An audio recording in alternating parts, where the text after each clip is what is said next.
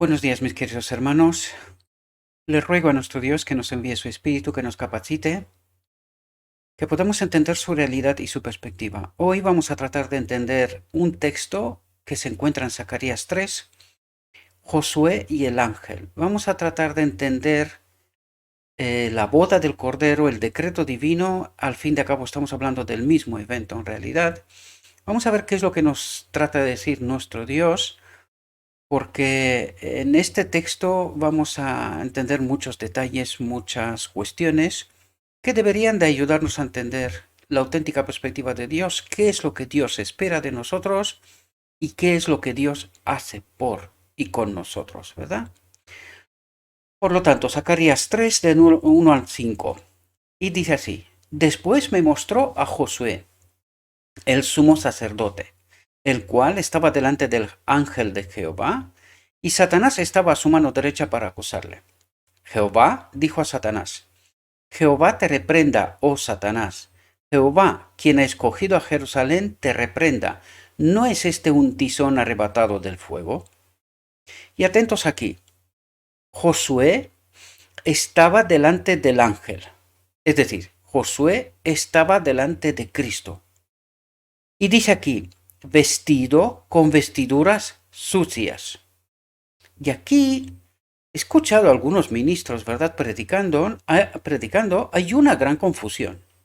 Porque aquí mucha gente dice, no, si es que vamos a pecar en realidad, después de entender, o sea, después de leer este texto, dice, vamos a pecar hasta que Cristo viene.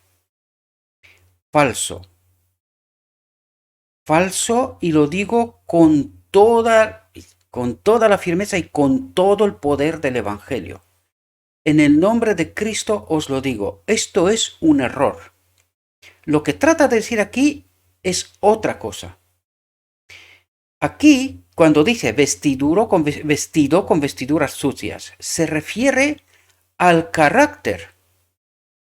Y a través del texto vamos a entender este asunto. Es decir, ¿cómo es nuestra naturaleza?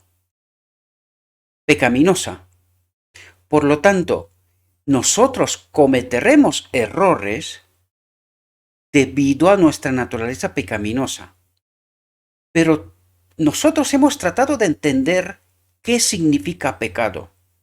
Pecado implica elección consciente, una elección voluntaria. Por lo tanto, no es lo mismo el pecado por naturaleza que en una conversación que podemos tener con alguien, de repente decimos algo que no es correcto, ¿verdad? Cometemos un error. Esto no es una elección. Esto es un pecado que viene debido a nuestra naturaleza. Vais a ver que este pecado se le atribuye a Satanás. El pecado que yo cometo por elección implica arrepentimiento, reconocimiento, reparación y pedir perdón a Cristo. Es decir, necesita expiar este pecado. El pecado por error debido a mi naturaleza, que no es un pecado por elección, es culpa del enemigo. La culpa de nuestra naturaleza caída se le atribuye al enemigo. Por lo tanto, lo que aquí dice, vestido con vestiduras sucias, como no puede ser de otra manera, porque precisamente en este momento a Josué, que representa, siendo como sacerdote, es decir, representa al pueblo. Viene como representante del pueblo en realidad, ¿verdad? Fijaos que Josué como sumo sacerdote se presenta al gran sumo sacerdote. ¿Entendéis? Se encuentra el tipo con el antitipo. Por lo tanto, Josué viene en representación del pueblo, es decir, esta figura, ¿verdad?, que trata de explicarnos una realidad mucho más profunda. Es decir, el pueblo se presenta en el final del día de la expiación, en la boda del Cordero, y cada uno de nosotros recibirá lo que se le da a Josué en esta representación, ¿verdad? Por lo tanto, entendámoslo bien, Josué se presenta con su naturaleza caída, y esto es lo que dice vestido con vestiduras sucias. habla de su naturaleza caída, que precisamente en este instante se le cambia la naturaleza. ¿Entendemos? Los pecados han de ser expiados, purificados, santificados, no los pecados sino las personas, hasta este momento. Pero nosotros venimos con nuestra naturaleza caída hasta este momento, y es aquí cuando nosotros recibiremos el Espíritu. A través de todo el texto vamos a entender todo esto. Necesitaba explicaros esto porque hay un error de entendimiento aquí. Mucha gente dice, y por eso dicen, vamos a pecar hasta que Cristo viene. Error, falso, esto no es así. El pecado implica elección, es decir, que tú vas a elegir pecar hasta que Cristo viene. Entonces, ¿en qué consiste la diferencia con el mundo? ¿Dónde está la diferencia? El pecado es pecado, necesita expiación, y si no se expía, se muere. Es separación de Dios. Por lo tanto, no vamos a elegir pecar hasta este momento, de ninguna manera. Y el texto, todo lo que vamos a tratar a entender, porque viene aquí a explicarnos el final del día de la expiación y luego viene a explicarnos toda la preparación hasta este momento. ¿Vale? Por lo tanto, he tratado desde el principio explicaros este asunto. Hay una diferencia clara y no es lo mismo nuestra naturaleza caída, que sí vamos a ir con nuestra naturaleza caída, como no puede ser de otra manera, hasta este momento. Porque en este momento, ¿qué se va a cambiar? Nuestra naturaleza. Es decir, de nuevo, Adán, el hombre, será restaurado a su naturaleza original. ¿Cuál era su naturaleza original? Podemos verla en el hombre Cristo Jesús, divino-humana. Es decir, esta unión que venimos hablando hace tanto tiempo de ello, de lo divino y lo humano, que se produce precisamente en este momento.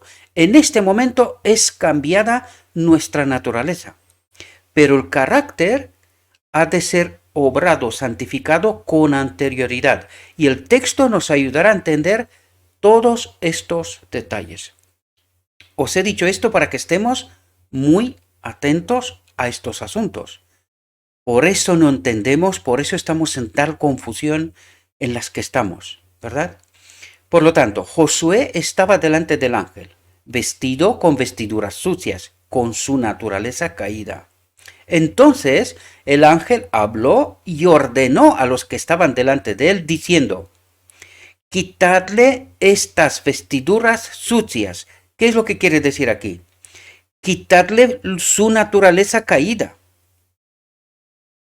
Y a Josué dijo: mira que he quitado de ti tu iniquidad, que viene a través de ¿qué? De nuestra naturaleza caída, y te he visto con ropa de gala.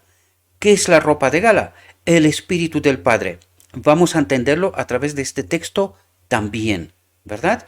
Por lo tanto, en este momento a Josué se le cambia la naturaleza, es decir, al pueblo de Dios se le cambia su naturaleza. A partir de aquel momento, teniendo el Espíritu del Padre en nuestro templo, no volveremos a pecar por elección nunca más, y por naturaleza ni siquiera, porque se acaba de cambiar, ¿verdad? Por lo tanto, no volveremos a pecar más, ¿verdad?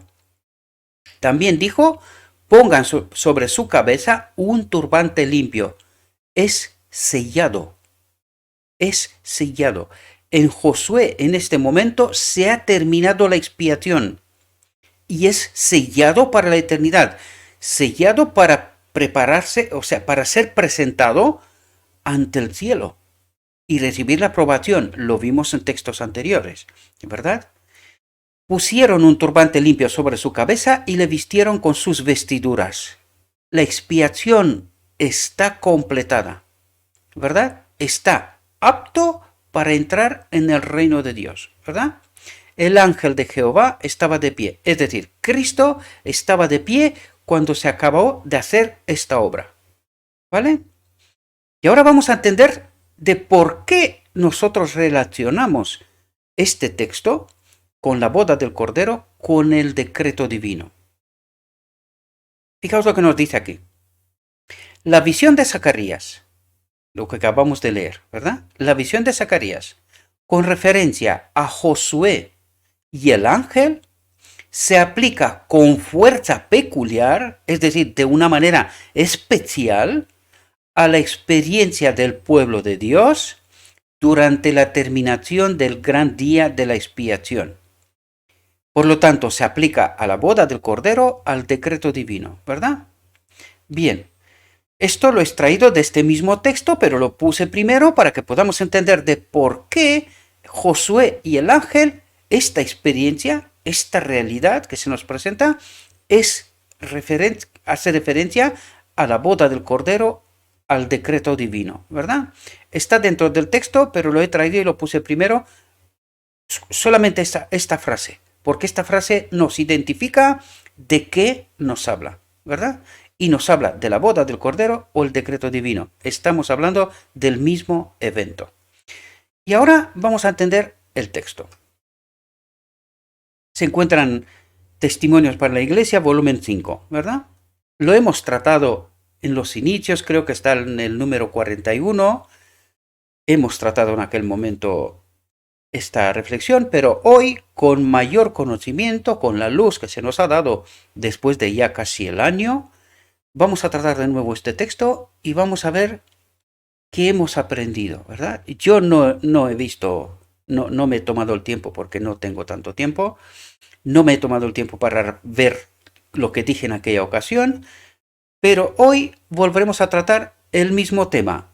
Aparte que trataremos algún otro más, ¿verdad? Hay más textos, hay más entendimiento con respecto a las Zacarías 3. Hay más textos de la Biblia, los trataremos poco a poco, ¿verdad? Estoy en plena campaña y creedme, me cuesta mucho. Me llevo 2 horas o 2 horas y media preparando este texto, buscando, preparando, trayendo, ¿verdad?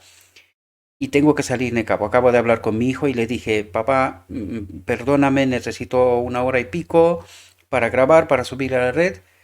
Y luego salimos al campo porque todavía me queda por plantar cuestiones, cosas, ¿verdad? Pero Dios primero y sin Dios a ninguna parte. Por lo tanto, como sé que hay expectativa y la gente espera, quiero agradecer a todos aquellos que han visto el mensaje, los últimos mensajes, en realidad los últimos 2 por lo menos, y el de ayer. Agradezco, mi hermano Ángel me dejó un mensaje agradecido, ¿verdad? Porque claro, dedicas tiempo, esfuerzo, que podíamos hacer muchas otras cosas, ¿verdad? Pero, como dije siempre, Dios primero y todo lo demás después. Vamos a entrar en el texto. Si el velo que separa el mundo visible del invisible pudiese alzarse y los hijos de Dios pudiesen contemplar la gran controversia que se riñe entre Cristo y los ángeles santos y Satanás y sus huestes perversas en torno a la redención del hombre. Si pudiesen comprender la admirable obra que Dios realiza para rescatar las almas de la servidumbre del pecado, quiero rescatar algo. Estad atentos a lo que nos dice aquí, y estad atentos porque aquí hay muchos detalles.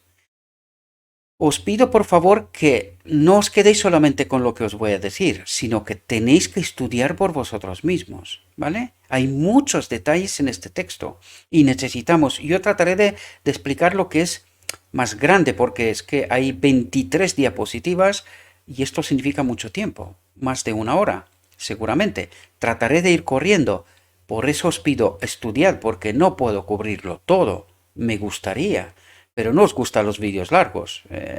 Tengo un amigo que ayer mismo hablaba con él, me decía, pero es que, hombre, 2 horas, digo, claro, pero ¿alguien te explica lo que te explico yo?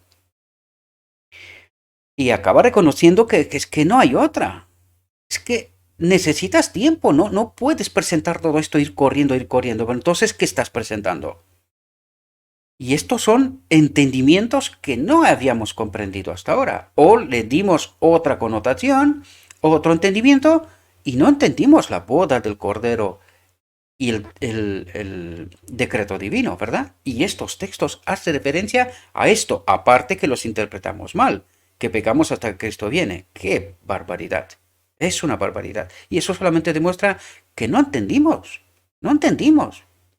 Tenemos mucha luminaria, pero, en fin, lo que no tienen es el Espíritu de Cristo, porque el que tiene el Espíritu de Cristo tiene que entender, ¿verdad? En fin, vamos a lo que estamos.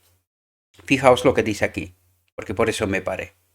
Si pudiesen comprender la admirable obra que Dios realiza para rescatar las almas de la servidumbre del pecado. Por lo tanto, ¿de quién es esa obra? De Cristo, junto con el Padre. Recordad, el Padre y Cristo siempre están juntos. Por eso la venida de Cristo, dice, viene en toda la plenitud de la gloria de Dios. Es decir, el Padre está en Él, está con Él. Siempre, siempre, siempre están juntos. Siempre.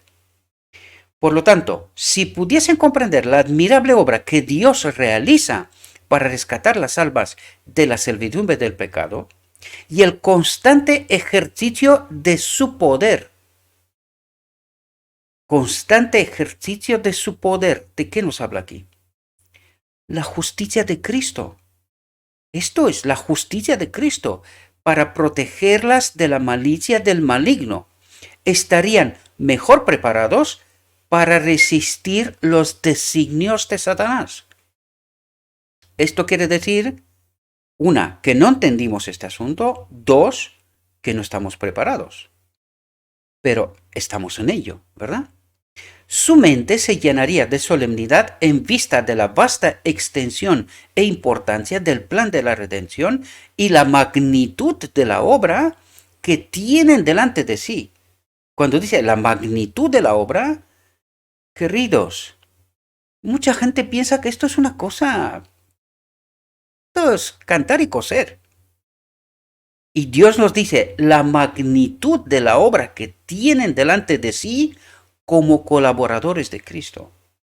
No entendimos, queridos, que nosotros hemos de glorificar a Dios. ¿Cómo? Magnificando la ley. ¿Cómo? En nuestra vida, con el poder, la justicia de Cristo. ¿Podemos entender? Esta obra es tremenda y no la entendimos, queridos. Y no es porque me dé gusto. Yo sé que mucha gente se fijan en formas y estas historias. En fin, no me da ningún gusto decir lo que digo, pero tenemos que ser despertados, queridos. ¿Y cómo se va a despertar? ¿Cómo se despierta alguien? Pone algo molesto por medio que lo saque de su rutina, sea que duerme o sea que está en otra cosa. ¿No se pone una alarma? ¿Y cómo es esta alarma? Molesta, distrae, ¿verdad? Rompe el hilo de lo que estás haciendo.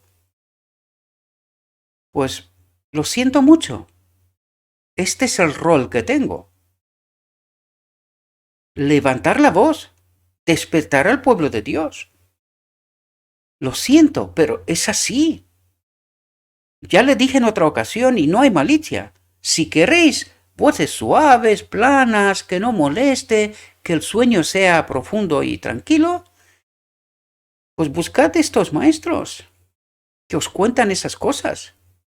Aquí nosotros no tenemos otra que predicar la verdad.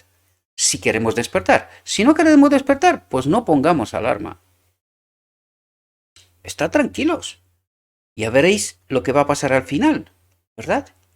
Porque no queremos que nos molesten. Pero si no quieres que te moleste, ¿cómo vas a despertar, querido? ¿Entiendes esas cosas? ¿Te las ha contado alguien en alguna otra parte? ¿Bien? Esa es la cuestión. ¿Bien? Si te las ha contado bien, amén. Gloria a Dios. Pero si no te las ha contado nadie, necesitas esta alarma.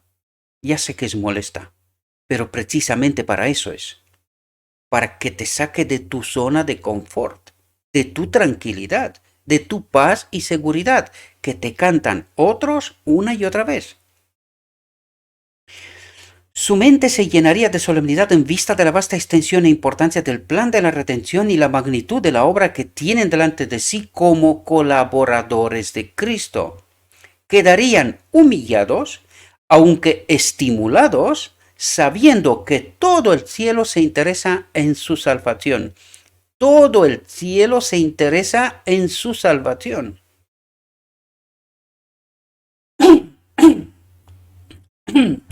Perdonadme un momento.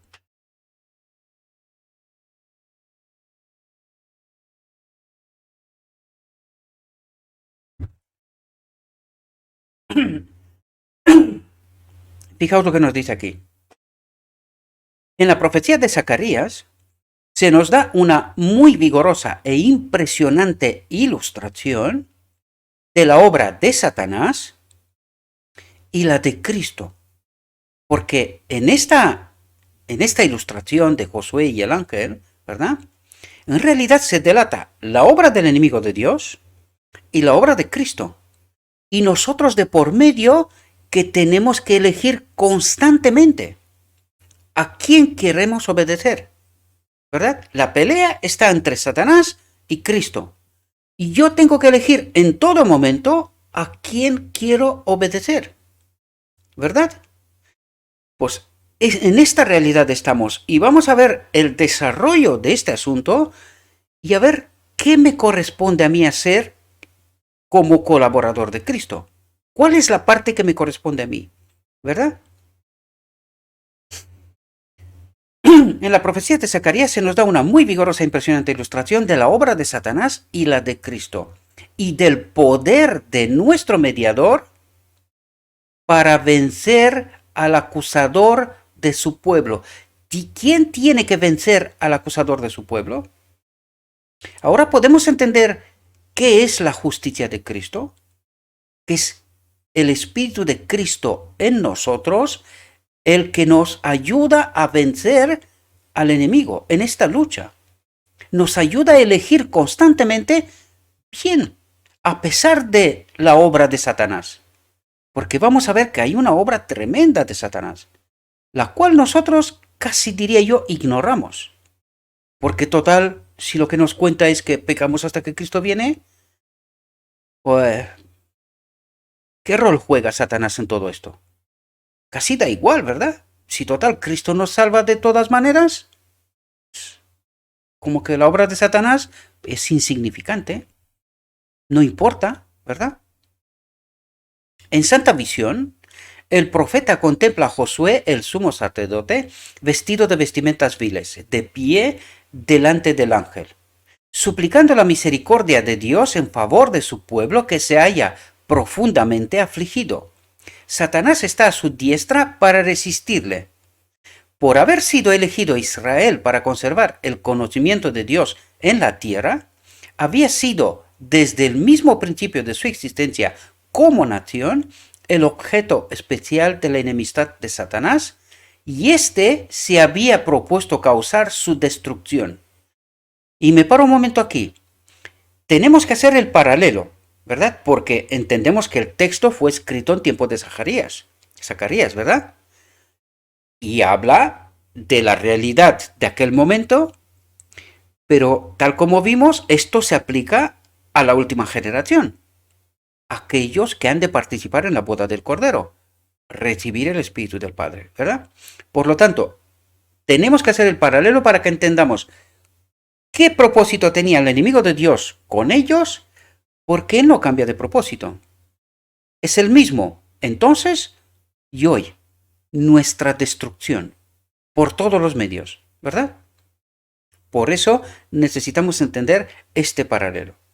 Y fijaos lo que nos dice aquí, que es sumamente importante y tiene que ver con lo que dijimos antes. Una cosa es pecado por naturaleza y otra cosa es pecado por elección. Y fijaos lo que dice aquí, para que podamos entender la distinción y en cuáles son las acusaciones del enemigo y cuál es nuestra condición. Fijaos lo que dice. No podía hacerles daño mientras los hijos de Israel fueran obedientes a Dios. ¿Qué implica eso? Elección, ¿verdad? Dice, no podía hacerles daño mientras yo elijo obedecer a Dios. Y cuando yo elijo obedecer a Dios, esto implica conocer la voluntad de Dios, ¿verdad? Esto implica previamente conocer cuál es la voluntad de Dios. Cuando yo elijo obedecer a Dios, recibo poder. Porque por eso dice, no podía hacerles daño mientras los hijos de Israel fueran obedientes a Dios. No puede tocarlos, no puede tocarnos mientras nosotros nos sometemos a Cristo, ¿verdad? Por lo tanto, había dedicado todo su poder y astucia a inducirlos a pecar, inducirlos a elegir pecar. ¿Entendéis? Lo que es pecado por naturaleza, que no es mi elección, esto es culpa suya directamente. Pero los que son mi elección, esto lleva otro proceso. Han de ser expiados, ¿verdad? Espero que hayamos entendido bien de lo que nos está diciendo el texto, ¿vale? Porque es sumamente importante y allí es donde tenemos confusión tremenda. No logramos entender cuál es mi rol en todo este asunto. ¿Qué espera Dios de mí? ¿Por qué me está diciendo constantemente una y otra vez lo que me está diciendo? ¿Y qué es lo que yo no entiendo? ¿Verdad? ¿Qué es lo que estoy haciendo mal? ¿Y de qué manera soy yo santificado? ¿Verdad? Apartado del pecado, ¿verdad? Seducidos por sus tentaciones, habían transgredido la ley de Dios y habiéndose separado así de la fuente de su fuerza, aquí es ahora apenas que me doy cuenta que se me ha escapado esta frase de resaltarla, porque esto es una llave, esto es una clave, queridos. Fijaos lo que dice, seducidos por sus tentaciones, habían transgredido la ley de Dios, habían elegido, ¿verdad? En base a esas tentaciones. Porque Satanás me presenta la tentación, pero si yo no elijo su propuesta, no puedo transgredir la ley de Dios. Solo la transgredo cuando elijo su propuesta.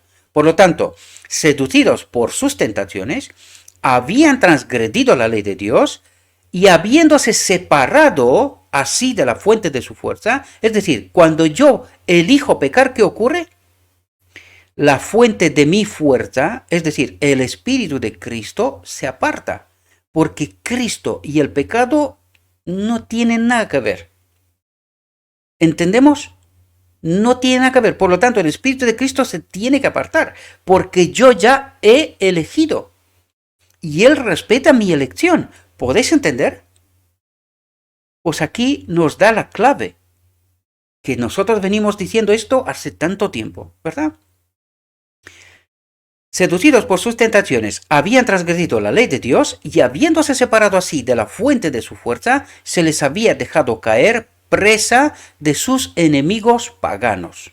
¿Entendemos mecanismo? Este es un mecanismo. Si entendemos cómo obra el enemigo y cómo podemos estar protegidos, aquí este mecanismo nos lo revela, ¿verdad? Una vez más. Fueron llevados en cautiverio a Babilonia y permanecieron allí muchos años. Es tipo y antitipo. Hagan el paralelo constantemente, ¿verdad? Que por algo nos cuenta eso, ¿verdad? Necesitamos aprender lecciones, ¿verdad? Sin embargo, el Señor no los abandonó, solo se apartó, pero no los abandonó, ¿verdad? Y esto ocurre con nosotros también, solo se aparta. ¿Por qué? Porque necesitamos recapacitar. ¿Entendéis? Es decir, Cristo hace todo lo que puede para salvarnos. Y si alguien se pierde es porque así ha elegido. Así ha elegido. No por otra razón. Les envió, fijaos lo que dice, les envió sus profetas con reproches y admonestaciones. Es decir, les mandó la alarma. Lo que os contaba al principio. Les mandó la alarma. En fin, les puso un poquito a temblar, ¿verdad? A despertar. Les envió sus profetas con reproches y amonestaciones. ¿Y hoy? Atentos. Atentos. El pueblo despertó, vio su culpabilidad, se humilló delante de Dios y volvió a Él con verdadero arrepentimiento. Esto es importante entenderlo, ¿verdad? Entonces el Señor le envió mensajes de aliento declarando que le libraría de cautiverio y le devolvería su favor. Esto era lo que Satanás quería resueltamente impedir, que el pueblo se arrepienta y que vuelva a Dios. Esto lo ha hecho entonces y lo sigue haciendo hoy, queridos. Por eso su atención es tanta sobre este pueblo, por eso este pueblo está tan confundido, ¿verdad? Porque los demás nos miran y se ríen. Pero no les va a durar mucho, tranquilos. Nosotros somos zarandeados, es verdad. Y de este pueblo hay un pueblo que permanecerá fiel. El texto nos lo dirá. Los demás se están riendo mientras está pasando aquí lo que está pasando. Pero la risa no le va a durar mucho más.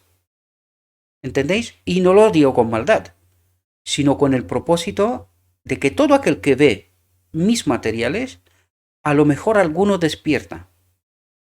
A lo mejor alguno despierta, ¿verdad? Un remanente de Israel había vuelto ya a su patria. ¿Cuál era su patria? Cristo, a Jerusalén, pero Cristo. Esta es la patria, el tipo y antitipo. Entended constantemente esta relación. Paralelismo, tipo y antitipo. Por lo tanto, dice, ¿qué dice? ¿Que todo el pueblo? No, dice, un remanente de Israel había vuelto ya a su patria. ¿Qué pasó con los demás? Pues les gustó la servidumbre, les gustó el pecado, les gustó donde estaban. ¿Y para qué volver a casa? ¿Para qué volver a Dios? Tipo y antitipo. Entendedlo, ¿verdad? Y Satanás estaba tratando de inducir a las naciones paganas, que eran sus agentes, iglesias que no es la de la Odisea, naciones paganas, paralelismos, tipo y antitipo, constantemente, no lo perdáis de vista, que eran sus agentes, a destruirlo completamente. ¿A quién? A este remanente de Israel.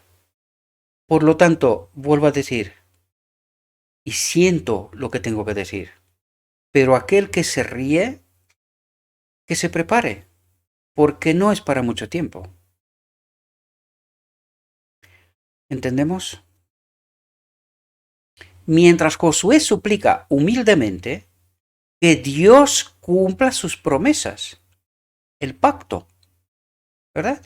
¿Cuál era la promesa? El pacto, que Dios nos enviaría al Mesías para quitarnos el pecado, para salvarnos.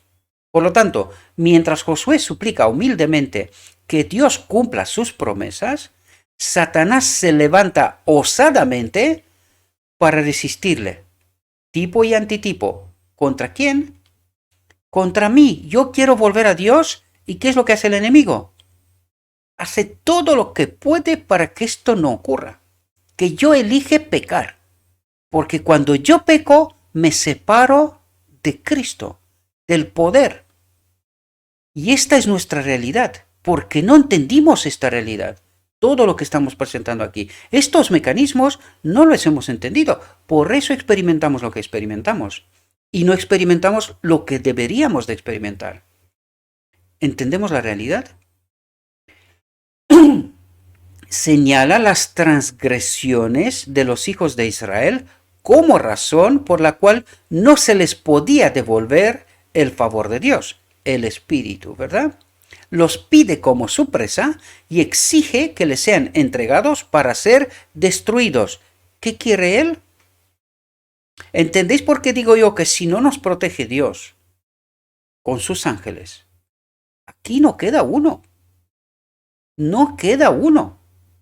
Por lo tanto, en este momento Dios protege a los buenos y a los malos. Bueno, buenos no es ninguno, ¿verdad? Pero al menos aquellos que eligen a Dios, este pequeño remanente, pero a los malos también, porque les da la oportunidad de recapacitar. Si es que alguno recapacita, ¿verdad? El sumo sacerdote no puede defenderse, Josué, no puede defenderse a sí mismo ni a su pueblo de las acusaciones de Satanás. No sostiene que Israel está libre de culpas, ¿verdad? Porque debido a nuestra naturaleza cometemos errores, incluso algún error por elección, por el cual pedimos perdón y nos arrepentimos. Esto es de obligado cumplimiento, porque si no, no somos parte del remanente. ¿Entendemos?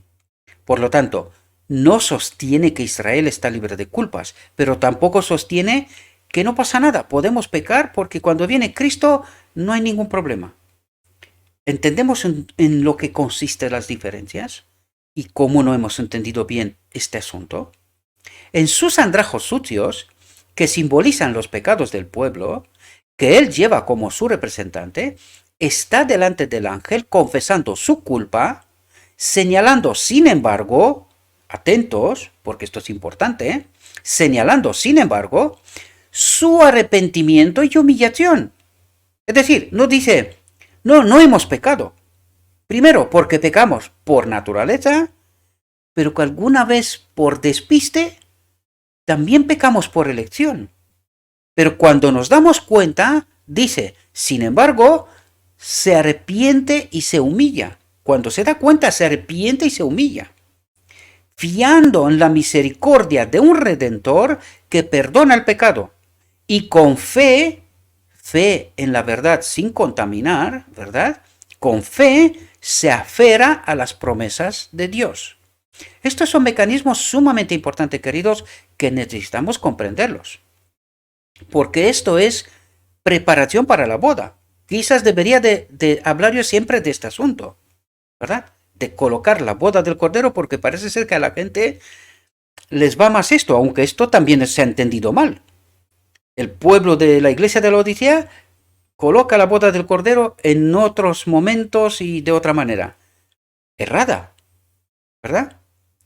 Pero todo lo que estamos hablando tiene que ver con la preparación para este momento, para la boda, para el decreto divino. Todo esto tiene que ver con aquello. Por lo tanto, aquí nos revela constantemente cuál es nuestra parte, ¿verdad? ¿Cuál es nuestra parte? ¿Cómo colaboramos nosotros con Cristo, verdad?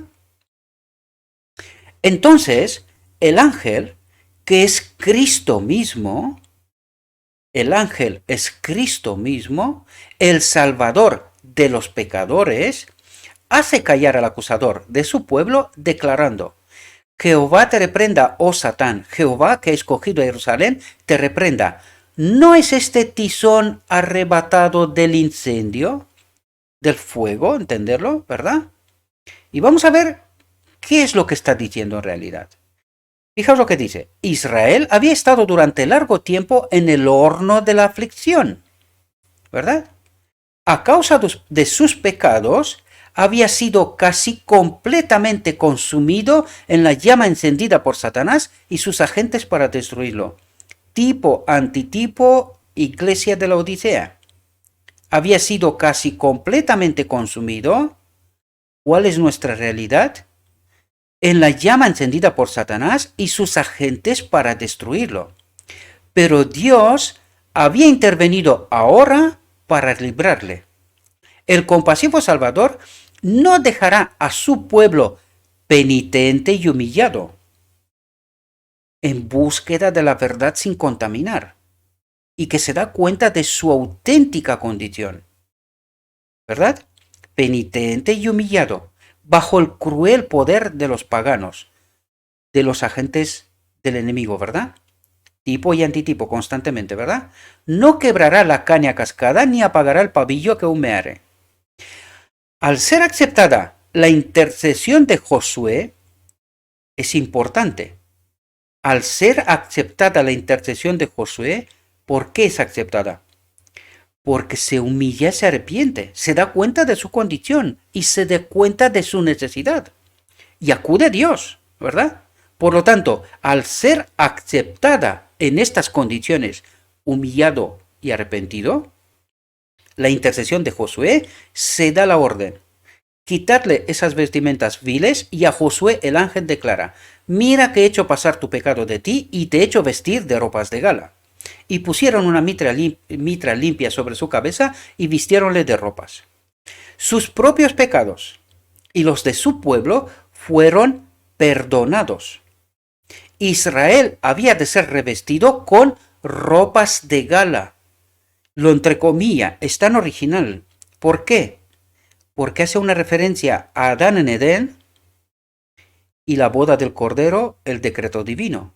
¿Qué es la ropa de gala? Es ese cambio de naturaleza, es el Espíritu de Dios en nosotros, ¿verdad? Ropas de gala, la justicia de Cristo que le era imputada. Esto tampoco lo entendimos del todo bien, porque ahora viene a desarrollarnos todo este asunto, ¿verdad? Para que podamos entenderlo en su contexto correcto.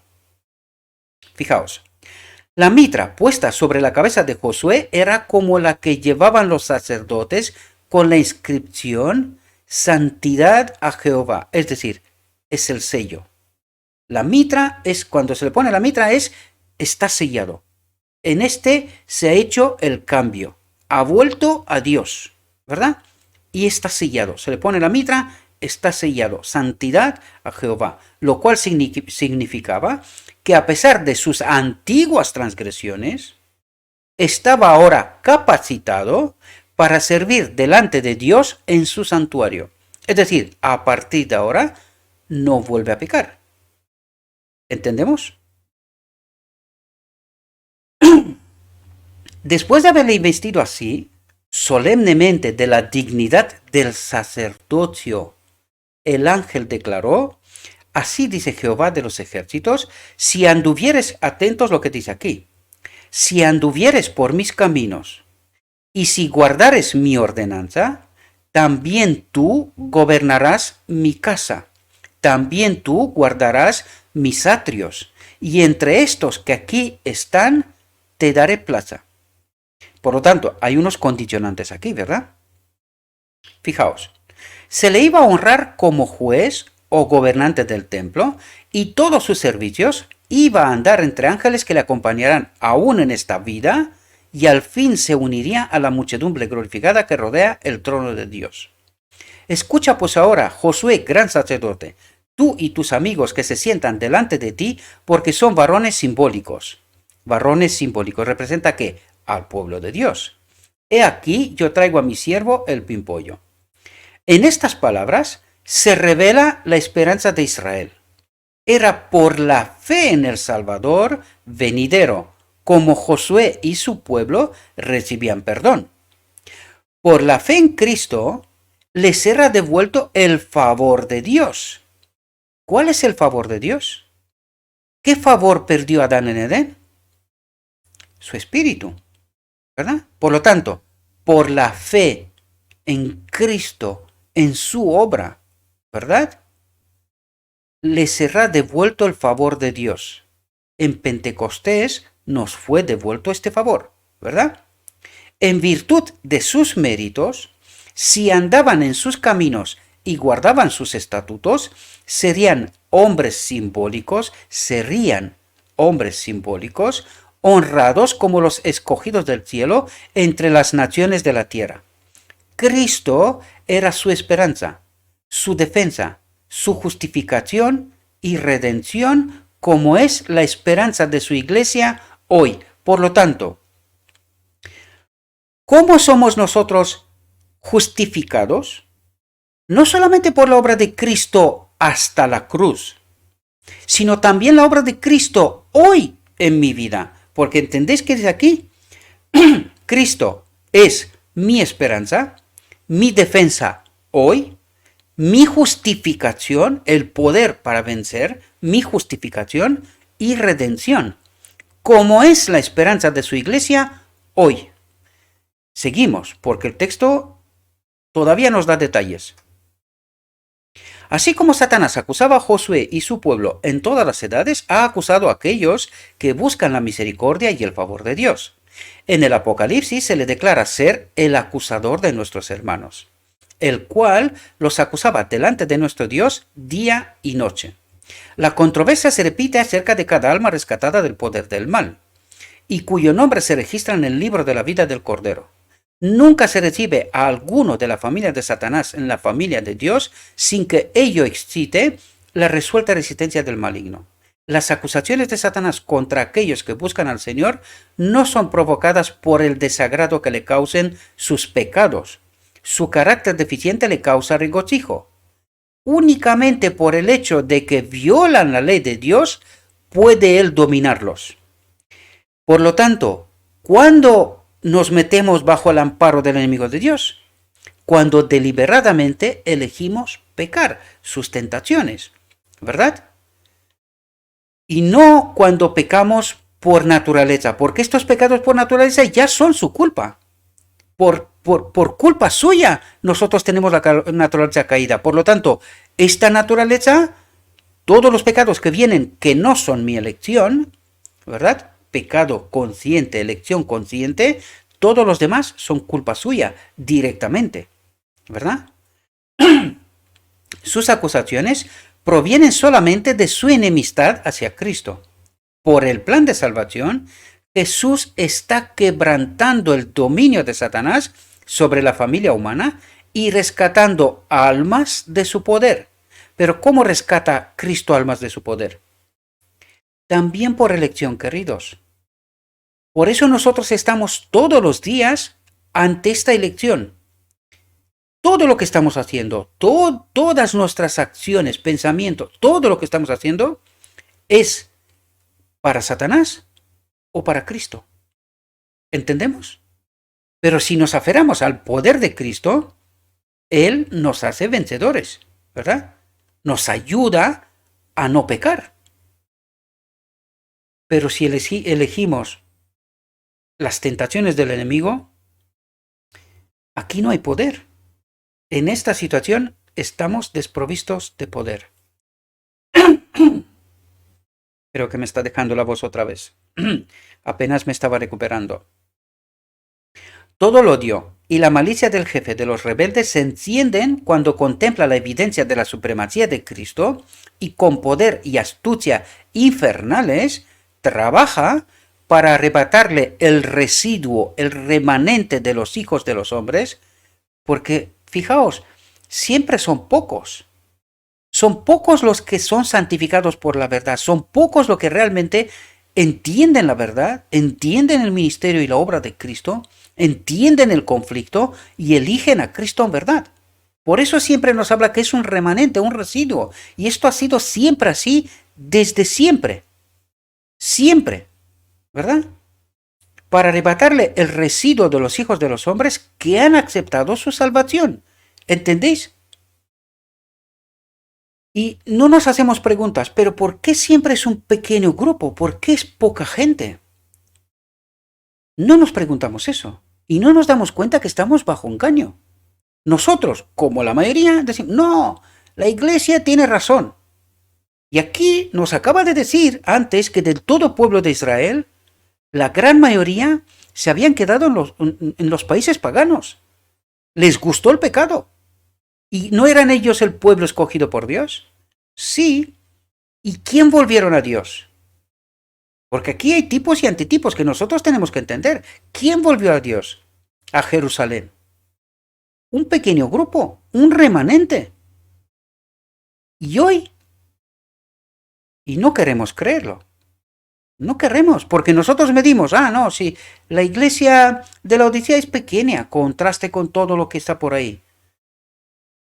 Si lo mides así, te equivocas. Si lo mides así, te equivocas. Es como decir que el enemigo de Dios en esta iglesia no obra. Como si nosotros estaríamos en perfecta santidad, bajo el amparo del poder de Cristo. Cuando el texto nos dice una y otra vez que no es así, ojalá lo fuera, pero no es así. Estamos en confusión, estamos bajo engaño. Y bajo engaño, ¿qué tipo de elecciones hacemos? La de Adán en Edén. La de Adán en Edén, constantemente. Y no logramos entender esta realidad, ¿verdad?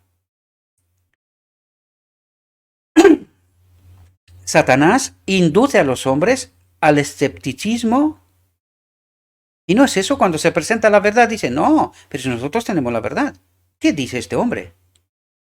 Escepticismo, ¿no? Satanás induce a los hombres al escepticismo, haciéndoles perder la confianza en Dios y separarse de su amor de su espíritu. ¿Entendéis? Los induce a violar su ley, a elegir, ¿verdad? Luego los reclama como cautivos suyos y disputa el derecho de Cristo a arrebatárselos. ¿Entendéis el mecanismo? Otro mecanismo, aquí lo tenemos. Sabe que aquellos que buscan a Dios fervientemente para alcanzar perdón y paz, los obtendrán. Pero ¿cuánta gente hace esto? ¿Por qué hay tanta discusión en el medio del pueblo de Dios? Y luego ya, ¿por qué hay tanta iglesia? Si la verdad es solo una, ¿cómo es que la gran mayoría no entiende? Porque si buscaríamos de verdad, yo ya os lo dije, era ortodoxo por familia.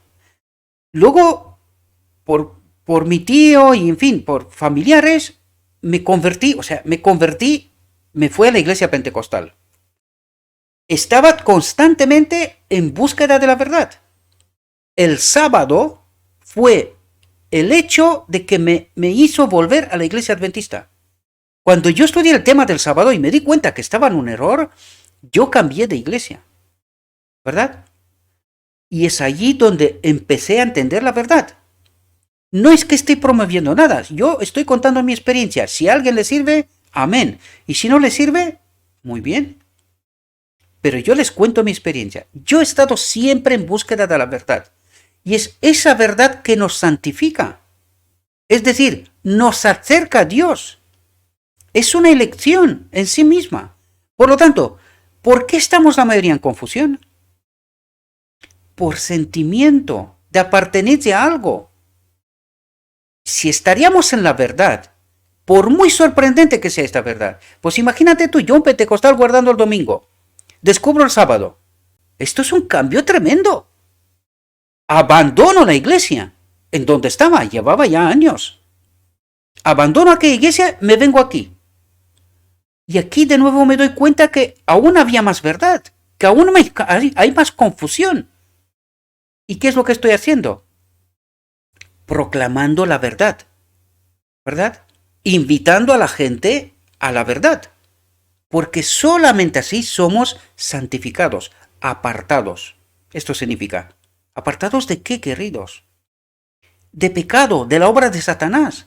Solamente así podemos ser este pequeño remanente, ¿verdad? Santificados en la verdad. Elegir a Cristo con conocimiento, constantemente. Porque ya vemos que la obra del pecado es de Cristo. A nosotros nos pide que confiemos en Él, que colaboremos con Él en esta vía. Pero es su obra. No es nuestra. Nosotros solo colaboramos con Él.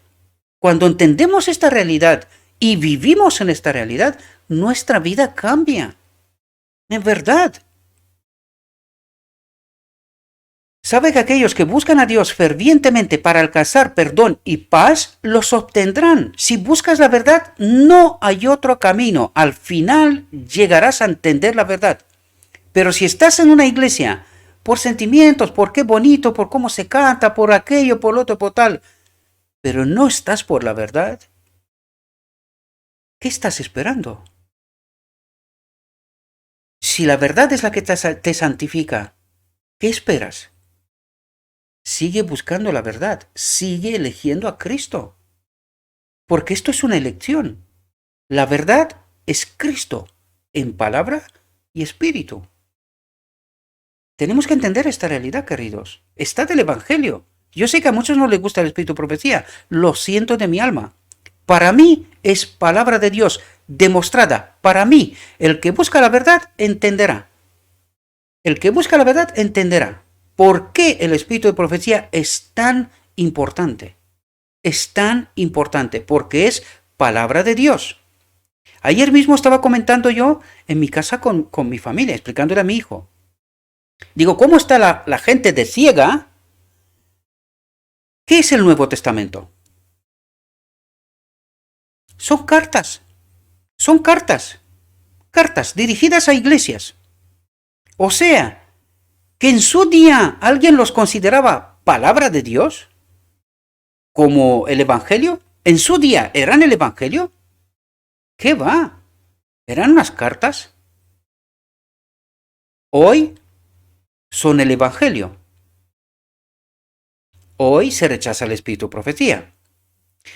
Yo he dicho, si estaríamos aquí unos 500 años, a lo mejor se convertirían en la Biblia.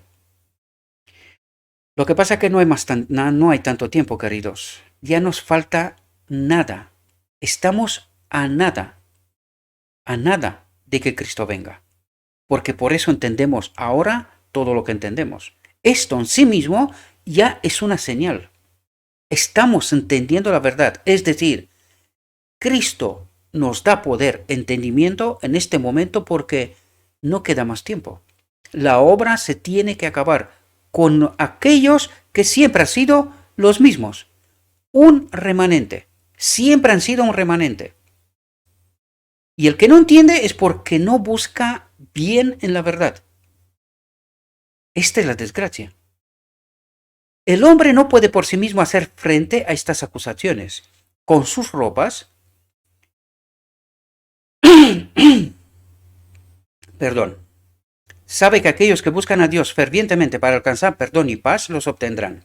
Por lo tanto, les recuerda sus pecados para desanimarlos. Constantemente busca ocasión de acusar a los que procuran obedecer a Dios.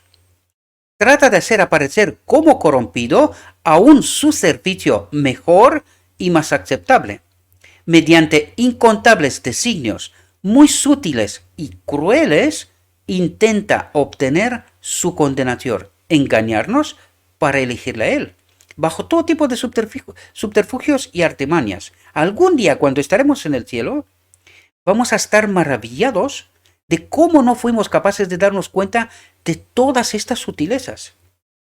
Nosotros creíamos que estábamos obrando por Dios y en realidad estábamos obrando para el enemigo, queridos.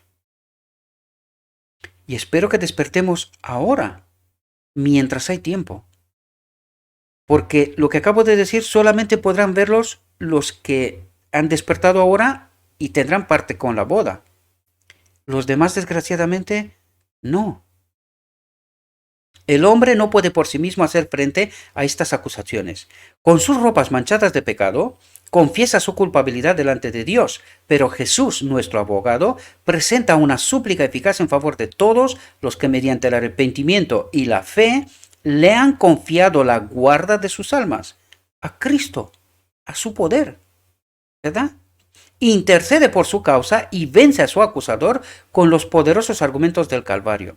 Su perfecta obediencia a la ley de Dios, aún hasta la muerte de la cruz, le ha dado toda potestad en el cielo y en la tierra, y él solicita a su Padre, misericordia y reconciliación para el hombre culpable. Al acusador de sus hijos declara: Jehová te reprenda, oh Satanás, estos son la compra de mi sangre, tizones arrancados del fuego, y los que confían en él con fe, ¿qué fe? En la verdad sin contaminar, en su auténtica obra, en su auténtico ministerio, hasta la cruz y después, hoy, incluso en mi vida, y los que confían en él con fe reciben la consoladora promesa: mira que he hecho pasar tu pecado de ti y te he hecho vestir de ropas de gala. Y fijaos lo que nos dice aquí. Todos los que se hayan revestido del manto de la justicia de Cristo, es decir, de su espíritu, ¿verdad? Porque el manto de la justicia de Cristo era el poder del Padre en él mismo. Pero nosotros ahora mismo no podemos tener al Padre directamente. Hemos de ser preparados, purificados, santificados. Por lo tanto, la justicia de Cristo en nosotros es su espíritu, que nos prepara para el momento de ser conectados con el Padre, el propósito divino, el único Dios verdadero, ¿verdad? Todos los que se han revestido del manto de la justicia de Cristo subsistirán delante de él como escogidos fieles y veraces. Satanás no puede arrancarlos de la mano de Cristo. Cristo no dejará que una sola alma que con arrepentimiento y fe haya pedido su protección caiga bajo el poder del enemigo. Pero esto tiene que ser, dice, con arrepentimiento y fe. ¿Qué fe? en la palabra de Dios. ¿Cuál? La verdad sin contaminar. Este es el condicionante. Esta es la auténtica fe, no otra, ¿verdad? Por eso no entendemos todos los detalles de aquí, ¿verdad? Nosotros entendemos, no, tengo fe. ¿Qué fe es esa? Tiene que ser fe en la palabra de Dios, contaminada o no. Pues tiene que ser en la que no está contaminada, ¿no? Porque la que contaminada, ¿de quién es esa palabra? En origen era de Dios, pero al contaminarse, ¿de quién es? Del enemigo. ¿Y esta elección no hizo Adán en Edén? ¿Y cómo le fue? Mal. Por lo tanto, ¿cuál es la auténtica fe? En la verdad sin contaminar. Por lo tanto, tenemos que buscar la verdad sin contaminar. Este es el auténtico arrepentimiento y fe, ¿verdad? Su palabra declara, ¿o forzará a alguien mi fortaleza? Haga conmigo paz, sí, haga paz conmigo. La promesa hecha a Josué es hecha a todos. Si guardares mi ordenanza, entre estos que aquí están te daré plaza. ¿Hay condicionante o no? ¿Y cómo podemos nosotros guardar su ordenanza? Confiando plenamente en la obra de Cristo, en la verdad. Porque cuando decimos confiamos en Cristo, ¿qué estamos diciendo? Confiamos en tu palabra, la verdad, sin contaminar, y en tu espíritu. Eso es lo que estamos diciendo. ¿Entendéis la profundidad? Los ángeles de Dios irán a cada lado de ellos, aún en este mundo, y ellos estarán al fin entre los ángeles que rodean el trono de Dios.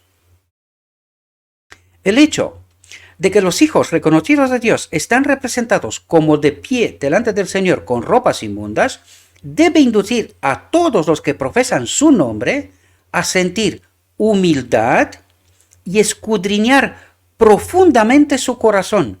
¿Cómo? Lo que dice aquí es escudriñar profundamente su mente, ¿verdad? ¿Estoy yo obedeciendo a Dios en verdad o no? Los que están de veras purificando su alma y obedeciendo la verdad. ¿Entendemos todos los condicionantes, todas las sutilezas de lo que estamos tratando o sea, lo que trata de revelarnos? Los que están de veras purificando su alma y obedeciendo la verdad, tendrán una muy humilde opinión de sí mismos. Cuanto más de cerca vean el carácter sin mancha de Cristo, mayor será su deseo de ser transformados a su imagen, y menos pureza y santidad verán en sí mismos. Pero aunque debemos comprender nuestra condición pecaminosa debido a nuestra naturaleza, ¿verdad? Debemos fiar en Cristo como nuestra justicia, nuestra santificación y redención. Debemos fiar en Cristo como nuestra justicia. ¿Cuál justicia? Las que obró hasta la cruz y las que sigue obrando hoy, porque yo tengo que ser vencedor como Él lo fue vencedor. Eso es lo que me está diciendo Él a mí, ¿verdad? Por lo tanto, debemos fiar en Cristo como nuestra justicia, nuestra santificación hoy y redención. Esta es la auténtica fe. No podemos contestar las acusaciones de Satanás contra nosotros. Solo Cristo puede presentar una intercesión eficaz en nuestro favor. Hoy, ¿podemos entender? Solo Cristo puede presentar una intercesión eficaz en nuestro favor. ¿Por qué? Porque su espíritu, yo he confiado mi vida en sus manos, colaboro con él. Por lo tanto, su espíritu obra mi justicia hoy. Y esta justicia se la presenta delante del Padre para su aceptación. ¿Podemos entender? Él puede hacer callar al acusador con argumentos que no se basan en nuestros méritos, sino en los suyos. ¿Cuáles méritos? Los que obra hoy en mi vida. ¿Entendemos? Sin embargo, no debemos conformarnos con una vida pecaminosa. Es decir, yo me he entregado a Cristo y ahora Cristo sabe lo que tiene que hacer. ¿Verdad? Que es llegamos a esta conclusión errónea que total, nosotros obedecemos a Cristo, pero que al final pecamos hasta que Cristo viene. Y este es un error, porque en realidad tú has hecho una elección. ¿Qué es lo que estás diciendo? No confío en ti, en tu poder, Cristo, por lo tanto, yo voy a pecar hasta que tú vengas. Más o menos así sonaría la declaración, ¿verdad? Pero cuando yo peleo con el pecado, colaboro con Cristo, ¿verdad? Y yo reconozco, oye, ¿cuál es mi problema? Oye, Señor, he robado. Por favor, me he equivocado, lo siento mucho, necesito tu poder, no quiero robar más. Dame poder, no quiero robar más. Pues al final dejarás de robar. Pero no es por ti, porque por eso te has dado cuenta que tú no puedes y le has pedido a Cristo que lo haga. Y cuando tú te entregas a Cristo, Cristo lo hará. Pero Cristo tiene que ver en mí que yo no he robado ayer, hoy también, mañana también otra vez, y pasado mañana otra vez, pasado mañana me arrepiento y digo, oye, otra vez he robado, y luego el otro día vuelvo otra vez. Esto no es arrepentimiento, querido. Esto es cachondeo. Perdón de expresión. ¿Verdad? El arrepentimiento es colaborar con Cristo para que yo no vuelva a elegir robar. ¿Entendemos? Y cuando yo estoy en esta condición, jamás diría que yo peco hasta que Cristo viene. Porque lo que estoy haciendo es elegir que en realidad Satanás tiene razón. El hombre no puede obedecer la ley. ¿Y quién es la ley? Su espíritu en mí. Y cuando yo digo peco hasta que Cristo viene, entonces estoy diciendo su espíritu no está en mí, no creo en él, no lo veo, no lo entiendo, peco hasta que Cristo viene. Hay mucho que hablar sobre este asunto, ¿verdad? Pero trato de haceros entender los mecanismos, queridos, ¿verdad? Debiera despertar a los cristianos e inducirlos a un celo y fervor mayores para vencer el mal. ¿Y entendemos lo que nos pide? Lo que acabo de explicaros. Basta que me he equivocado una vez. Venga, dos. Pero cuando yo sigo y sigo diciendo, no, Señor, quítame este problema, pero yo sigo con lo mío. Este no es ni arrepentimiento, ni celo y fervor mayores para vencer el mal. ¿Verdad? Es de alguna manera diciendo, no, me quito el problema de encima, Cristo haga lo que quiera. Y si no lo hago, es culpa suya. Esto no funciona así, queridos. Esto no funciona así. Por eso tanto evangelio, por eso tanto escrito está. Para que nuestra mente tan caída, ¿verdad? Que no logra entender toda esta santidad de Dios, ¿verdad? No logra entender el reino de Dios, las exigencias de aquel reino. Y por eso nos dice una y otra vez todas esas cosas. Y aún así, no entendemos. Debiera despertar a los cristianos e inducirlos a un celo y fervor mayores para vencer el mal, a pensar que todo defecto del carácter, todo punto en el cual ellos no alcanzan la norma divina, es una puerta abierta por la cual Satanás puede entrar a tentarlos y destruirlos. Y además que todo fracaso y defecto de su parte da ocasión al tentador y a sus agentes para echar oprobio sobre Cristo. Y entendemos toda la sutileza y toda la profundidad de este mecanismo. ¿Y esto debido a qué? Que no he entendido la verdad. No entiendo qué significa colaborar con Cristo. Yo lo que trato de hacer es quitarme el problema de encima. Oye, tú hagas lo que quieras. Que no funciona así, queridos. Que no funciona así. Es colaboración. Yo no elijo y él me da poder para ejecutar. Y cuando yo elijo al revés, ¿qué significa? Que yo he tomado una elección, por lo tanto él se aparta. Aquí hay sutileza, hay sutileza. Por eso nos dice un celo y fervor mayores para vencer el mal. Todo depende de mi elección, constantemente, de mí depende. Lo que yo elijo. Si elijo bien, recibiré poder. Si elijo mal y caigo bajo la tentación, el poder se aparta. Lo leímos aquí una y otra vez, ¿verdad? Debemos dedicar toda energía del alma a la obra de vencer. y acudir a Jesús a fin de recibir fuerza para hacer lo que no podemos hacer nosotros mismos. ¿Entendemos el mecanismo en cual Dios puede obrar? Y me dice, yo tengo que dedicar toda la energía del alma a la obra de vencer, dejar de robar, ¿verdad? No volver a elegir robar. Y entonces Él me da poder para vivir de esta manera. Ningún pecado puede tolerarse en aquellos que andarán con Cristo en ropas blancas. Ningún pecado, dice. Porque si estás en ropa blanca y tienes pecado, ya no es ropa blanca. Es otra cosa, ¿verdad? Las vestiduras sucias han de ser sacadas y ha de ponerse sobre nosotros el manto de la justicia de Cristo, su espíritu en nosotros. ¿Entendemos? Por el arrepentimiento y la fe, somos habilitados para prestar obediencia a todos los mandamientos de Dios y somos hallados sin culpa delante de Él. ¿Y entendemos qué significa esto? Arrepentimiento y la fe. ¿Qué es la fe? Lo explicamos antes. La palabra de Dios en verdad sin contaminar. Esta es la auténtica fe. Y cuando yo me arrepiento y pido poder, ¿verdad? Le exijo el pacto, Él me habilita. ¿Entendemos? Somos habilitados para prestar obediencia a todos los mandamientos de Dios. Los que recibirán la aprobación de Dios están ahora afligiendo sus almas, confesando sus pecados y suplicando fervientemente el perdón por Jesús, su abogado.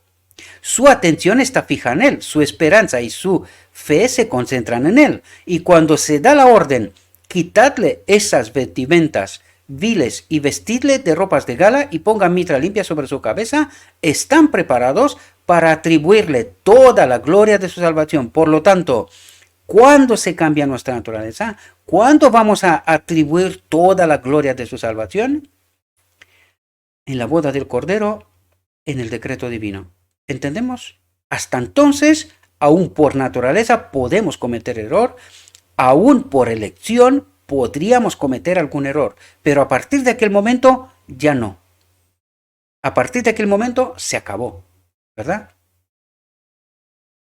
La visión de Zacarías con referencia a Josué y el ángel se aplica con fuerza peculiar a la experiencia del pueblo de Dios durante la terminación del gran día de la expiación. Y este texto lo escogimos al principio para entender que este texto, lo que tratamos, se aplica a la boda del Cordero, ¿verdad? De esto nos habla. Y de la preparación hasta aquel momento, ¿verdad? La iglesia remanente, atentos, la iglesia remanente. Cuidado que iglesia significa reunión de personas. Iglesia es eso en origen en griego. Reunión, lugar de reunión, ¿verdad? Por lo tanto, la iglesia remanente es un remanente, ¿verdad? Será puesta en grave prueba y angustia. Los que guardan los mandamientos de Dios y la fe de Jesús sentirán la ira del dragón y de su hueste. ¿Y los demás? Pues no, porque ya los tiene. Por lo tanto, todo está puesto sobre este remanente, ¿verdad? Satanás considera a los habitantes del mundo súbditos suyos. Ha obtenido el dominio de las iglesias apóstatas. Mis queridos hermanos de otras iglesias, con todo el amor y cariño del alma, os pido por favor, despertad, tratad de entender. Id a buscar la verdad auténtica, sin contaminar. Porque si no, igual tendremos un problema, ¿verdad? Igual no se cumplen vuestras expectativas, ¿verdad? Por lo tanto, Satanás considera a los habitantes del mundo súbditos suyos. Ha obtenido el dominio de las iglesias apóstatas. Pero ahí está ese pequeño grupo que resiste su supremacía. ¿Cuántos son? Un pequeño grupo, ¿verdad? Ahí está este pequeño grupo que resiste su supremacía. Si él pudiese borrarlo de la tierra, su triunfo sería completo. ¿Qué le falta a Satanás para ser vencedor en toda esta lucha? ¿En todo este gran conflicto? Este pequeño grupo. ¿Y qué es lo que está haciendo para que este pequeño grupo no existe? Lo ha habido y por haber. Está haciendo todo lo que puede para que esta última generación no existe. Y esta última generación será un pequeño grupo. Espero que lo podamos entender. Así como influyó en las naciones paganas para que destruyesen a Israel, pronto incitará a las potestades malignas de la tierra a destruir al pueblo de Dios. Al pueblo, no la iglesia, al pueblo de Dios, a este pequeño remanente, ¿verdad? Todo lo que se requerirá será que se rinda obediencia a los edictos humanos en violación de la ley divina. Los que quieran ser fieles a Dios y al deber serán amenazados, denunciados, proscritos. ¿Estará pasando esto hoy? En algún momento yo he dicho que la iglesia de la Odisea está preparando el remanente final, porque está declarando proscritos a mucha gente.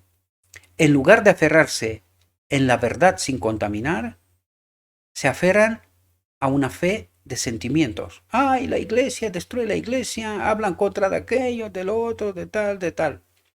Lo que tendría que preocuparnos es la verdad sin contaminar y nada más, porque la verdad es Cristo.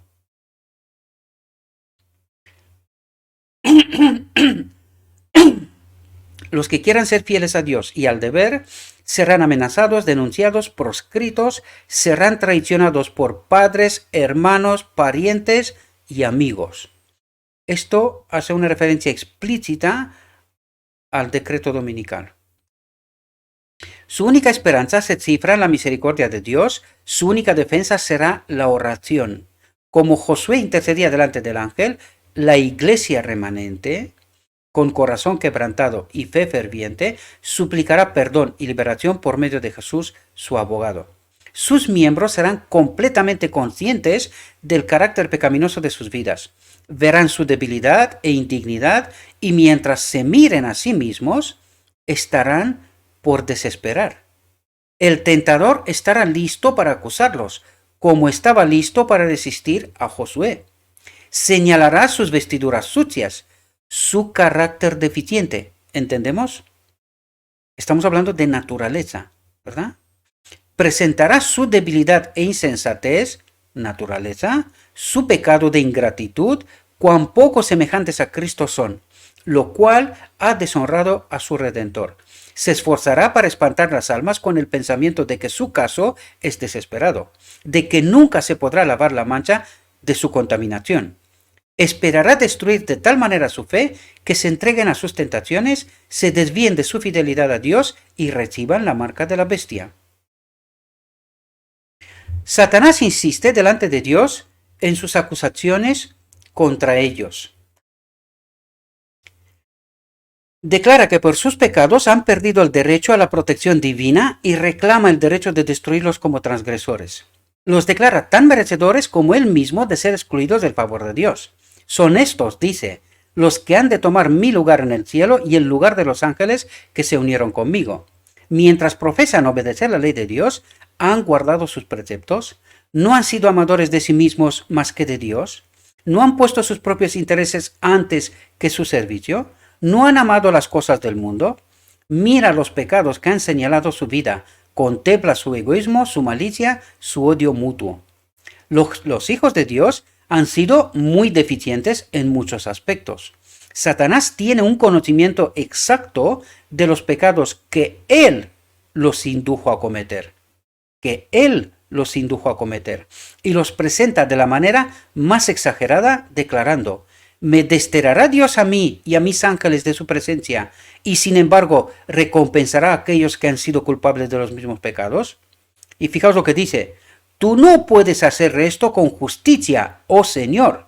Tu trono no subsistirá en rectitud y juicio. La justicia exige que se pronuncie sentencia contra ellos. Y aquí diría yo, mucha gente cree que Dios puede hacer lo que le dé la gana. Pero el mismo Satanás no cree esto. Porque si entiendes esa declaración, te das cuenta de qué error creemos nosotros. Que Dios puede hacer lo que le parezca. Cuando dice, Tú no puedes hacer esto con justicia. Oh Señor, tu trono no subsistirá en rectitud y juicio. La justicia exige que se pronuncie sentencia contra ellos y contra cualquiera que quebranta la ley. ¿Entendemos? Pero aunque los seguidores de Cristo han pecado, no se han entregado al dominio del mal. Han pecado por error. ¿Podemos entender? Han pecado por error. No se han entregado al dominio del mal. Han puesto a un lado sus pecados, han buscado al Señor con humildad y contrición, y el abogado divino intercede en su favor. El que ha sido el más ultrajado por su ingratitud, el que conoce sus pecados y también su arrepentimiento, declara: Jehová te reprenda, oh Satán, yo di mi vida por estas almas, están esculpidas en las palmas de mi mano. Los asaltos de Satanás son vigorosos, sus engaños terribles, pero el ojo del Señor está sobre sus hijos. Su aflicción es grande, las almas del horno parecen estar a punto de consumirlos. Las llamas del horno parecen estar a punto de consumirlos, pero Jesús los sacará como oro probado en el fuego. Por eso está el tiempo de angustia, ¿verdad? Su índole terrenal debe ser eliminada. Su índole terrenal debe ser eliminada. Su naturaleza, ¿verdad? Su carácter. Para que la imagen de Cristo pueda reflejarse perfectamente, deben vencer la incredulidad. Han de desarrollar fe, esperanza y paciencia. Los hijos de Dios están suspirando y clamando por las abominaciones hechas en la tierra. Con lágrimas advierten a los impíos el peligro que corren al pisotear la ley divina. Por lo tanto, entendemos qué es lo que ocurre con este pueblo. ¿Entendéis lo que significa colaborar con Cristo en vencer el mal? Con lágrimas advierten a los impíos el peligro que corren al pisotear la ley divina. Y con indecible tristeza se humillan delante del Señor a causa de sus propias transgresiones. Los impíos se burlan de su pesar. ¿Quiénes eran estos? Estos son gente cercana, queridos. Gente que me conoce y que te conoce. Y dice, los impíos se burlarán de su pesar, ridiculizan sus solemnes súplicas y se mofan de lo que llaman debilidad. ¿Estará pasando esto en la iglesia? Pero la angustia y la humillación de los hijos de Dios dan evidencia inequívoca de que están recobrando la fuerza y nobleza de carácter perdidas como consecuencia del pecado, porque se están acercando más a Cristo y sus ojos están fijos en su perfecta pureza. Disciernen tan claramente el carácter excesivamente pecaminoso del pecado. Su contrición y humillación propias son infinitamente más aceptables a la vista de Dios que el espíritu de suficiencia propia y altanero de aquellos que no ven causa para lamentarse, paz y seguridad, que desprecian la humildad de Cristo y se creen perfectos mientras pisotean la santa ley de Dios. Pecamos hasta que Cristo viene. De esto nos habla, ¿verdad? La mansedumbre y humildad de corazón son las condiciones para tener fuerza y alcanzar la victoria. La mansedumbre y humildad de corazón son las condiciones para tener fuerza y alcanzar la victoria. La corona de gloria aguarda a aquellos que se postran al pie de la cruz. ¿Por qué dice esto? Primero, confían en la obra de Cristo. Segundo, Cristo magnificó la ley en la cruz. Ya lo hemos estudiado. Por lo tanto, ellos también magnifican la ley. Glorifican a Dios con su vida. Bienaventurados son los que lloran, porque serán consolados. Los fieles que se encuentran orando están, por así decirlo, encerrados con Dios. Ellos mismos no saben cuán seguramente están escudados. Los ángeles que están a nuestro alrededor y la protección que recibimos, ¿verdad? Incitados por Satanás, los gobernantes de este mundo procuran destruirlos. Pero si pudiesen abrírseles los ojos como se abrieron los del siervo de Eliseo en Dotán, verían a los ángeles de Dios acampados alrededor de ellos, manteniendo en jaque a la hueste de las tinieblas con su resplandor y gloria. Mientras los hijos de Dios afligen sus almas delante de él, suplicando pureza de corazón, se da la orden. Pureza de corazón es la verdad sin contaminar. Suplicando entender la verdad, estar en esta obediencia, ¿verdad? Se da la orden. Quitadle esas vestiduras viles, y se pronuncian las alentadoras palabras. Mira que he quitado de ti tu pecado y te he hecho vestir de ropas de gala. Se pone sobre los tentados, probados, pero fieles hijos de Dios, el manto sin mancha de la justicia de Cristo. ¿Cuál es el manto sin mancha de la justicia de Cristo? El Padre habitaba en él. Esta era la justicia de Cristo. Esta será también nuestra justicia. El remanente despreciado queda vestido de gloriosos atavios que nunca han de ser ya contaminados por las corrupciones del mundo. Sus nombres permanecen en el libro de la vida del Cordero, registrados entre los fieles de todos los siglos. Han resistido los lazos del engañador. No han elegido pecar. No han cedido a las tentaciones. Eso es lo que trata de decir. No han sido apartados de su lealtad por el rugido del dragón. Ahora están eternamente seguros de los designios del tentador. Sus pecados han sido transferidos al originador de ellos. ¿Entendemos? Y ese residuo no solo es perdonado y aceptado, sino honrado. Una mitra limpia, el sello de Dios, es puesto sobre su cabeza.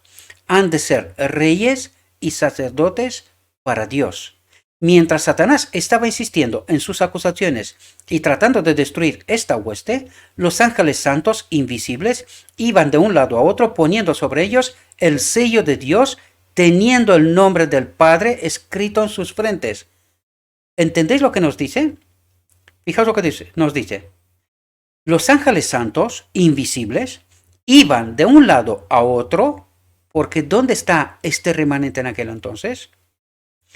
Está huyendo de la ira del dragón, ¿verdad? Por lo tanto, los ángeles iban de un lado a otro, poniendo sobre ellos el sello de Dios viviente, ¿cuál? Su espíritu en ellos. Fijaos lo que nos dice aquí.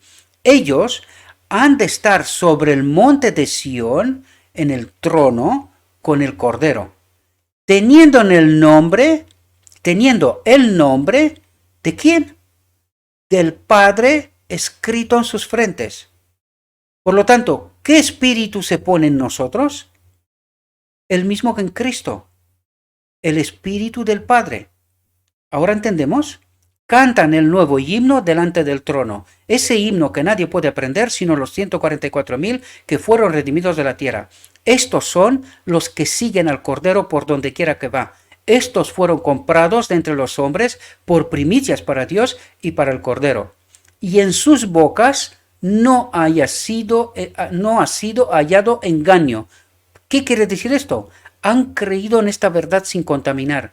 Han confiado plenamente en Cristo, en su obra, en su ministerio. Porque ellos son sin mácula delante del trono de Dios. Porque ellos no eligen las mentiras, los engaños del enemigo. Por eso son sin máculas, ¿verdad? Entonces se cumplirán completamente estas palabras del ángel. Escucha pues ahora, Josué, gran sacerdote, tú y tus amigos que se sientan delante de ti, porque son varones simbólicos. He aquí yo traigo a mi siervo el pimpolo. Cristo es revelado como redentor y libertador de su pueblo. Entonces serán, en verdad, los que forman parte del remanente, varones simbólicos, cuando las lágrimas y la humillación de su peregrinación sean reemplazadas por el gozo y la honra en la presencia de Dios y del Cordero. En aquel tiempo, el renuevo de Jehová será para hermosura y gloria, y el fruto de la tierra para grandeza y honra a los librados de Israel. Y acontecerá que el que quedare en Sión y el que fuere dejado en Jerusalén será llamado santo. Todos los que en Jerusalén están escritos entre los vivientes. He ido corriendo todo lo que he podido, mis queridos, porque ya me están esperando, por eso me están llamando tanto. Espero, mis queridos hermanos, que esta reflexión os haya ayudado aporta a todo lo que hemos venido aprendiendo sobre la boda del Cordero. Espero que podáis entender la auténtica realidad, la perspectiva, la exigencia que Dios tiene con nosotros. Por lo tanto, le pido a nuestro Dios que nos envíe su Espíritu, que nos capacite, que podamos entender su verdad. Os invito a que la estudiéis vosotros mismos. No me escuchéis a mí, tratad de entenderla por vosotros mismos. Y os deseo, mis queridos hermanos, que tengáis un próspero día y que en todo lo que os he dicho, os lo he dicho en nombre de Cristo Jesús. Amén.